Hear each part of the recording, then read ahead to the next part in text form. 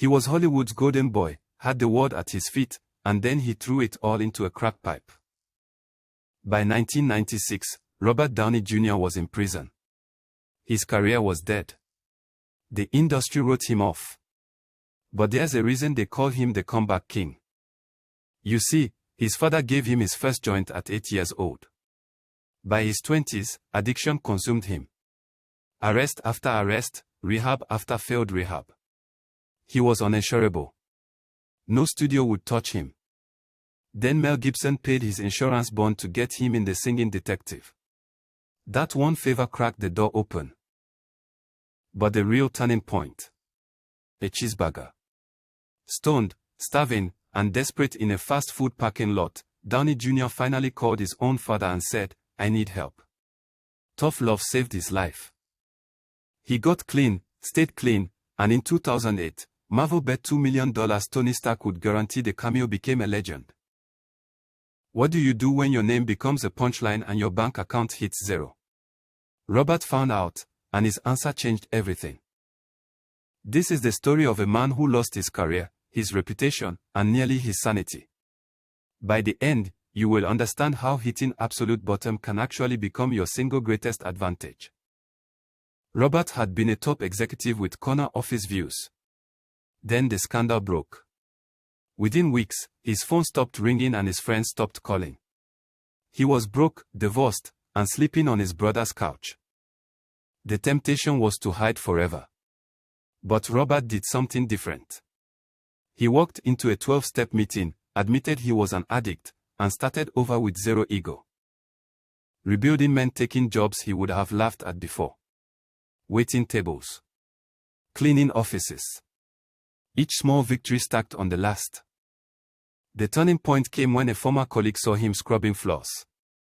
Instead of shame, Robert felt peace. He was finally honest about who he was. Today he runs a recovery center that saves hundreds of lives. He didn't climb back to the top. He found a better mountain. He was handed a future on a silver platter. Then the needle went in. Behind the laughter and the love of millions, Robert was quietly losing a war no one saw. Exposed to drugs before he was even 12, that early seed grew into a predatory addiction that consumed his 20s. By the time cameras rolled on his biggest success, he was using daily. Not for fun, but to simply function. Every high bought a short lease on normal, then demanded more. His life became a balancing act between production schedules and the next fix, a shadow self running the show. The crisis point came without warning. A close call that hit like a freight train, where the party nearly ended for good. That night, the charade was over. The cost of the secret was now higher than the shame of asking for help. In 2008, every studio said no to Iron Man. They said a drunk billionaire in a tin can was too risky. Then one director saw something no one else could. Jon Favreau ignored the noise. He ignored Marvel's own boardroom. He pointed at Robert Downey Jr., a man blacklisted by Hollywood, and said he is Tony Stark. The studio panicked. The insurers refused. They had already cast him once for a smaller role, then pulled the offer, terrified. Favreau dug in. He bet his entire career on a second chance for one actor. 8 weeks before filming, no major studio would insure the movie. Robert was sentenced to 3 years probation in 2007. The risk was real. The cameras were days from rolling. Favreau held the line. He built the entire script around Robert's improvisation. He shot crucial scenes inside a real garage to save money, trusting Robert to rewrite dialogue on the spot. The opening scene was ad-libbed in a single take. The final line of the movie was improvised. That one gamble saved Marvel. It launched the highest-grossing film franchise in history. Sometimes one person betting on you changes everything. In 2008, Marvel was broke. Their last shot was a Billy superhero played by a convicted felon. That bet changed the movie industry forever. Iron Man wasn't just a hit. It was a cultural reset that launched a $30 billion franchise. Robert Downey Jr. didn't just return to acting. He became the single most recognizable face on the planet. But here is what most people miss. Before that first scene, Downey was uninsurable. Studios refused to hire him. Marvel had to put up his entire salary as a bond, betting that he wouldn't relapse.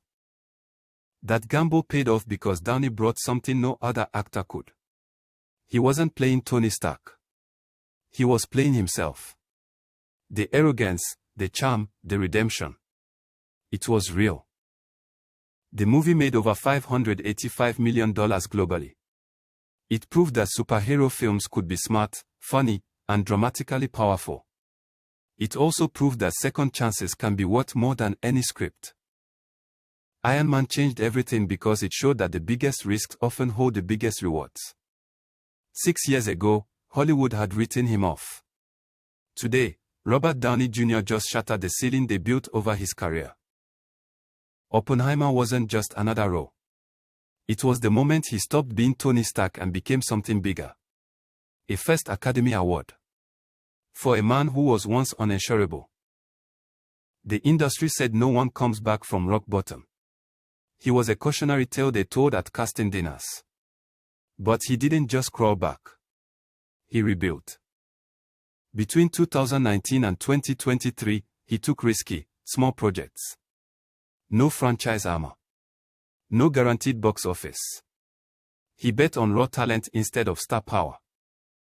Then Christopher Nolan called. A 3-hour black and white drama about atomic destruction. No special effects. No suits. Just a man and his silence.